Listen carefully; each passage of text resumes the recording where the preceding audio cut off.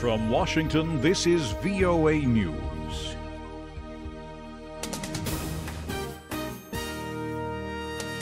I'm Jonathan Smith, reporting live. Senior U.S. officials said Sunday the time for talking about the diplomatic consequences of North Korea's latest missile test is over, since the danger to international peace that the North poses is now clear to all nations.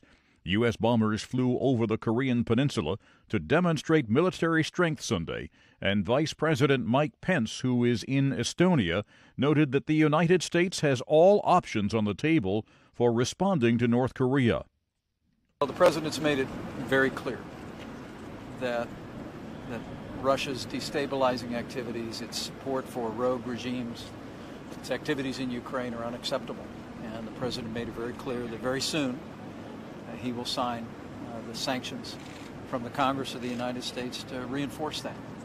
But at the same time, as we make our intentions clear that we expect Russian behavior to change, the President and I remain very hopeful that we'll see different behavior by the Russian government with regard to Ukraine, with regard to supporting rogue regimes in Iran and in North Korea.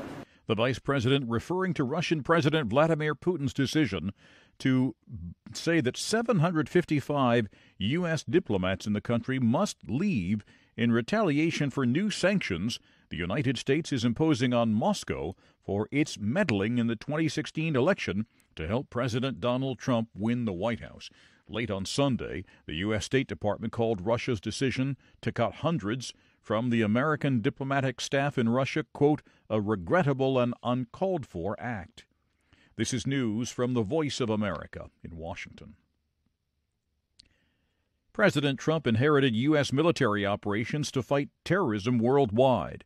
But now a bipartisan group in Congress is pushing for debate on whether the legal justification for those operations needs to be updated. If the House does get a chance to reconsider, answers will be anything but easy. The challenge is getting agreement on what exactly it should contain. Some would empower the commander-in-chief. Others would constrain him. Some would target groups. Others would target ideologies. Some are limited in time and place and type of military force. Others are unlimited. But if the House does get a chance to reconsider, answers will be anything but easy. Complicated questions for a war on terror with no signs of ending soon. Katherine Gypson, VOA News, Capitol Hill. Death, protests, and violence overshadowed voting in Venezuela Sunday for an unpopular measure to elect a 545-member Constituent Assembly to rewrite the Constitution. At least 9 deaths have been reported since Friday, bringing the death toll over the past 4 months of protests to more than 120. Protesters both for and against the assembly battled each other across Venezuela Sunday, with the opposition blocking roads and police reacting with tear gas and rubber bullets. At least 18 African Union troops were killed Sunday in a deadly ambush in the Lower Shabelle region by al-Shabaab militants. The attack, 125 kilometers south of Mogadishu, targeted a supply convoy of 24 vehicles. And at least 10 people were killed and 15 others were wounded in a massive suicide car bomb attack Sunday in the Somali capital. The car that exploded was in a line of vehicles on Maka, al-Mukarrama road, Mogadishu's busiest street. Most of the victims were shoppers caught in the explosion as they exited a supermarket next to the road.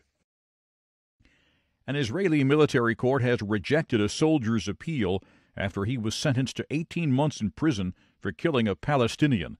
The 20-year-old soldier was convicted of manslaughter in January for fatally shooting an incapacitated Palestinian assailant in the West Bank nearly a year ago.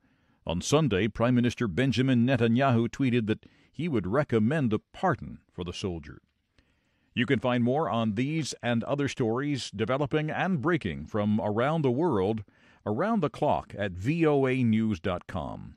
I'm Jonathan Smith, reporting from VOA headquarters in Washington. That's the latest world news from VOA.